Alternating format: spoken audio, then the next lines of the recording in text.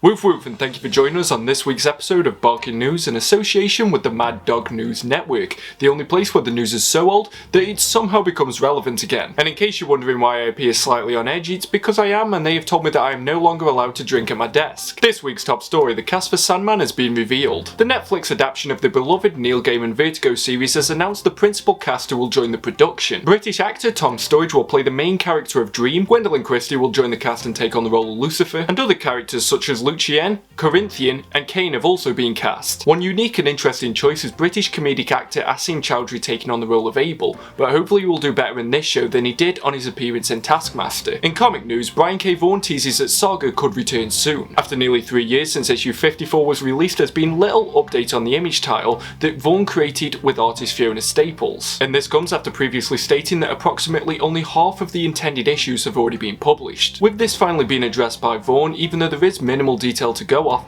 hopefully this means that there will be a new issue of the series at some point in 2021. However, the main news that came from Vaughn's post is that he recently acquired a long-lost Alan Moore Gen 13 script, and you can read it too. In an effort to raise money to pay the medical bills of artist Bob Wysack, the long-lost script was auctioned off and Brian K. Vaughan won it with a bid of $3,433. However, to raise even more money for the cause, Vaughan announced that by donating any money to the GoFundMe page that had been set up, you can read the pages too. Already it's raised over $20,000 and the script is said to be an Alan Moore type satire of the X-Men, the New Teen Titans and other comic book teams. Last week we reported on Heroes Reborn, the new version of the old Marvel event from 25 years ago, and since then new details have emerged. Viewer discretion is advised as there may be some spoilers for upcoming Marvel titles. Helmed by the current Avengers duo of Jason Aaron and artist Ed McGuinness, the story takes place after the Phoenix Force destroys the Earth and creates a new one, but without the superheroes that we come to expect from the House of Ideas. Instead, amalgamations such as Dr. Juggernaut, Black Skull, Silver Witch, and a Thanos with Infinity Rings will take their place. The first issue was due in May, and Aaron says that this is possibly the wildest thing that he's ever put on paper. In MCU news, Thor: Love and Thunder has begun filming this week, with principal production taking place in Australia. Still scheduled for a May 2022 release date, which at this point will probably come out before Black Widow. The fourth Thor, which yes is very difficult to say, is rumoured to also star Matt Damon alongside Chris Hemsworth, Chris Pratt, and Christian Bale. Whether or not Damon's rumoured role will have any connection to the cameo appearance that he had in Thor: The Dark World is yet to be confirmed. It's at this point in the video that I'd like to ask you that if you're enjoying this video, please make sure that you give it a thumbs up, and if you're new here, please make sure that you hit that subscribe button and the bell notification below so that you never miss a video. Our network, Maddogg Comics, is ensuring that Whale Watch comes out on time this Wednesday, so hopefully you'll all tune in for that one. And if you'd like to make sure that the lights stay on here, please make sure that you share this video wherever you can, such as Facebook, Reddit, Twitter, or Instagram. As well, we have Amazon affiliate links down below, and we are currently trying to save up so that we can buy a microphone so that you don't have to listen to the wind anymore. But for now, let's jump back into the news. In this week's Zack Snyder news, his director's cut of the 2017 Justice League movie finally has a release date. After much speculation, Snyder announced on Twitter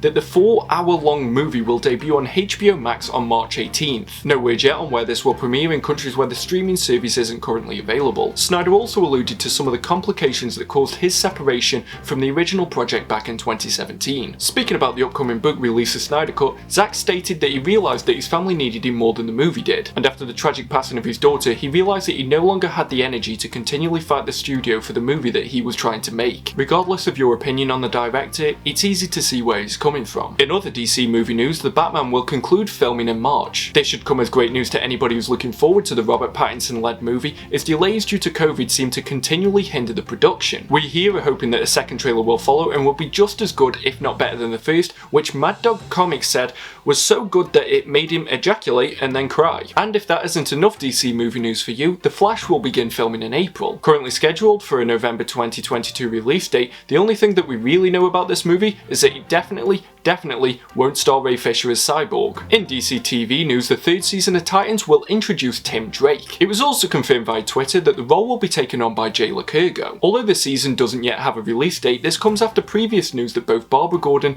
and the Red Hood will feature in the newest season. Whether or not any of these announcements will help the series to expand beyond its cult following is yet to be seen. And our last story for this week, Jess Chambers, the non-binary version of The Flash, will play some role in the DC Comics universe after Infinite Frontier. Confirmed by writer writer Josh Williams, and the news didn't seem to cause as much of a stir as it did when Marvel introduced similar characters a few years ago in the New Warriors. Hopefully the character will be a good addition to the universe because, at least for me, that's quite important to any story that I read. And those are all the main news stories for this week, so for now I'll be passing you over to our weatherman, and after your response after you voted for it in our poll, we are pleased to confirm that he has now finally received a promotion. But for legal reasons we do have to confirm that he is still an intern and he shouldn't get his hopes up as he won't be paid. But for the foreseeable future he won't just be covering the main single issues that are coming out each week, he will also be covering the hot collected editions that you should be looking out for. And in the slim chance that he doesn't mess this one up, we may also let him tie his own shoelaces. Woof woof, yes it's me, the agitated puppy, and as you heard it there from my best friend, I have now been promoted. Whereas before the only thing that was promoted with me online was my email address so that you could send me hate mail directly. But starting this off, we're looking at DC Comics as they move into the 5th week of the Future State event, and everything that you need to pick up to make sure that you're on top of this is the next Batman issue 3, and then you've got second issues of Wonder Woman, Swamp Thing, Harley Quinn, Superman and Metropolis, and The Flash. Those are the only books that you need to pick up to make sure that you're on top of the Future State event. The only other book that's really coming out from DC that I think might need some attention is that Man-Bat is getting his own solo series. The first issue comes out this week and I'm just more confused about what this could be about, so maybe you want to check it out. The only main collected edition that's worth pointing out from DC this week is the Flash Omnibus by Jeff Johns Volume 2. Wait, why is he drinking? Some territories may have also got this book a little bit earlier, but this is the date that was scheduled originally. Now we're going to move over to Marvel, and there's quite a few books that you need to pick up that are associated with the King in Black event. So the first one that you need to pick up is Gwen vs Carnage issue 2, you've got the Marauders issue 1, you've got the Return of the Valkyries issue 2, and you've got Black Knight issue 1. And although it isn't exclusively titled King in Black, you've also got Venom issue 33, which is quite important if you're following this storyline. On top of that, you've also got important issues like the Avengers issue 42,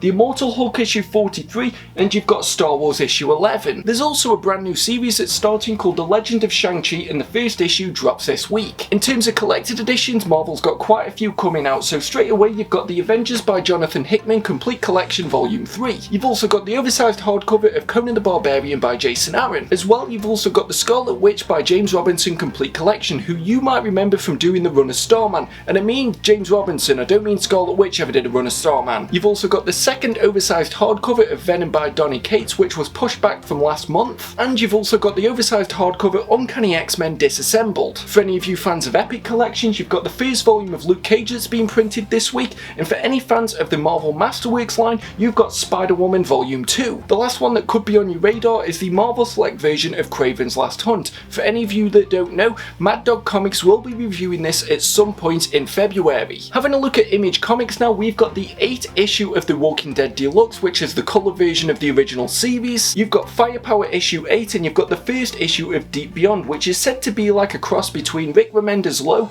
and the game Death Stranding. When I had a look on previews, it said that Image isn't releasing any collected editions this week, so maybe I just got it wrong and I'm going to be sacked from this job. There isn't really too much else that I think should be on your radar, but from Dark Horse you've got Fear Case issue 1, which is a new series from Matt Kindt, and from Boom Studios you've got Buffy the Vampire Slayer issue 22. The only collected edition that I really think should be on your radar is possibly Transformers vs Terminator, but this is a trade paperback. Who knows, if I get another promotion and I end up covering the news, maybe I'll cover this one when I find out who wins. But those are all the single issues and the collected editions that I think you need to be looking out for this week. Hopefully I'll see you all next week, and remember, woof woof. What do you reckon though? Do you reckon I did a good enough job? Do you reckon I might be able to become a news anchor at some point? He's talking to me again. I thought you discussed this with him. I specifically asked that he doesn't initiate any contact with me, whether it be on the set or at my home. Oh, good, so I can just carry on and not even acknowledge his existence? Good. And with that, it's a wrap on this week's episode of Barking News. Everyone here at the Maddogg News Network would like to thank you for watching, and hopefully you've noticed significant improvements from the previous episodes. Before we go, give this video a thumbs up if you enjoyed it, and if you didn't, why did you get this far? Subscribe if you're new here and get your paws all over that bell notification so that you never miss a video. Check out our social media links down below and our Reddit page r/Maddogg Comic Community, and please ensure that you share this video wherever you can so that the Maddogg News Network can continue to grow. Check out some of the other videos on the channel, but from everybody here, we hope that you stay safe, we'll see you all next week, and stay mad, dogs, woof woof!